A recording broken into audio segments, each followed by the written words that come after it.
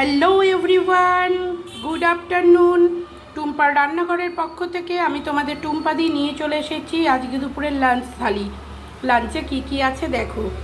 এরকম সর্ষে বাটা দিয়ে পুঁই ডাঁটার চচ্চড়ি, আর আছে সাদা ভাত, আর আছে কাঁচা লঙ্কা মাটন, আর কাগজি লেবু, সাথে এরকম কাগজি লেবু। এটাই হচ্ছে আজকে দুপুরের টুম্পার রান্নাঘরের রান্নাবান্না। তোমাদের দাদার শরীর খুব খারাপ, অনেক দিন মাটন টাটন কিচ্ছু খাওয়া হয়নি। দাদার তো খাওয়া হবেই না, যাই হোক কী হয়েছে এখনও বুঝতে পারছি না। সোমবারে আবার ডাক্তার দেখানো, দেখা যাক। সবাই আশীর্বাদ করো যেন মানুষটাকে সুস্থ করে নিয়ে আসতে পারি। আর চা ঘর অনেক দিন যাবৎ বন্ধ রয়েছে, আমি ঠিক করেছি চা ঘর আজকে বিকেল থেকে আমি ওপেন করব। তো তোমরা সবাই চলে এসো। টাটা।